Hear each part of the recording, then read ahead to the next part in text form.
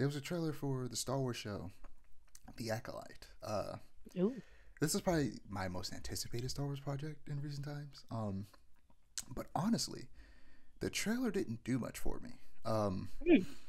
What's keeping me excited is knowing that it's focused on Sith, which I've been wanting a story that focuses on Sith for a long time.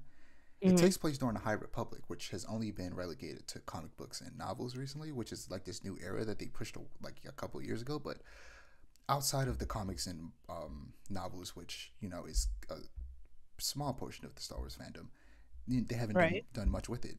Recently, they brought some aspects of it into the last Star Wars Jedi Survivor game, and that was cool. But I still think they didn't even do enough with it there. But now they have a whole show coming out soon, live action show that takes Ooh. place during that time period where the Jedi were supposedly at the height of power, and the Sith were gone, or so they thought.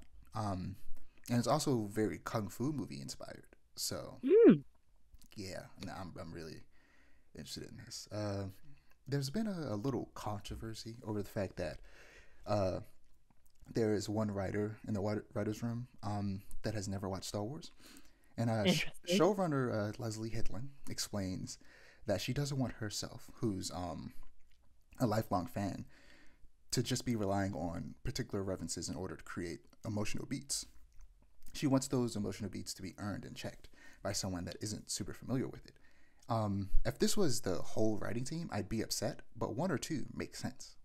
Yeah. Like Connor Brannigan on Twitter says, Andor was created by a team of people who either were barely familiar with Star Wars or hadn't been lifelong fans, and it's the best thing Star Wars has done with the franchise.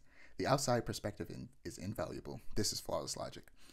And I think some of the outrage comes also, I say outrage, actually, surprisingly enough, not that many people were complaining about it. Good. Most people were like, yeah, no, that makes sense.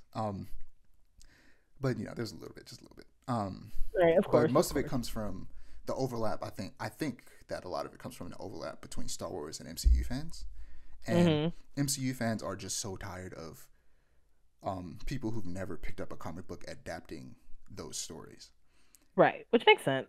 and that kind of gets flows over into Star Wars as well, where it's like, why are people who don't like this thing working on this thing, and and I get that. That's an understandable sentiment. Yeah. Because it definitely sucks when it happens in comic books. But with this, it's one person in the writer's room full of several people. Right. And that experience, like you said, is indeed invaluable.